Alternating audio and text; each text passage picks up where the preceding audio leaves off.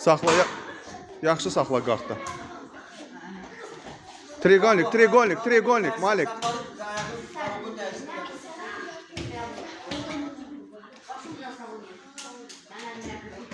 İtələ özündən,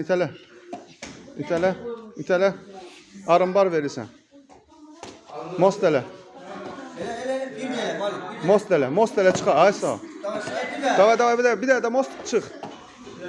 Qolunu tut, hansı tərəf verəcəksən Malik?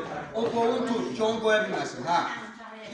Getdin. Bir möhkəm tutmaq lazımdır. Ay sağ, çıx. Hoppa, so. İndi bax, bugün oradan yeni çıxmışıq. İndi kartdan çıx. Bugün oradan çıxmışıq da, işləməyək. Asankabı düzələ. Sən narahat olma, düzdür. Bir ayağımı sal tasın altına, Malik. Aha. Apar. Çıx.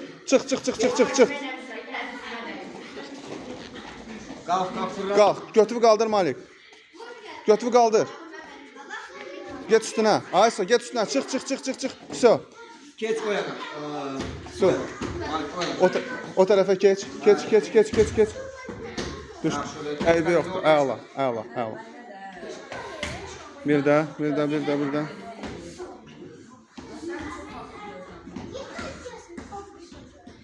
İşte. Bir dəlyan var.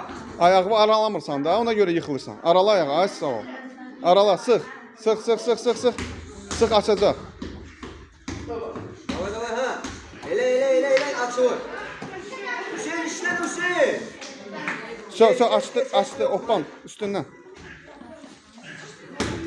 Bir də elə, Malik. Var elə vaxtı var. Geç. Bax, qardı açan kimi sənin üçün fürsətdir. Yıxılma, qalx. Ayaqları uyur. Qalx. Yıxılma, qalx.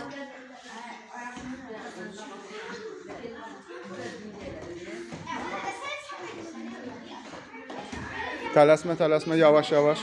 İşte. Evci var, kimlər istəyir, evci var. Qardaşlar hoşlayarsan, ha? Qalx. Hüseyin işte. Qalx. Belgi vermə.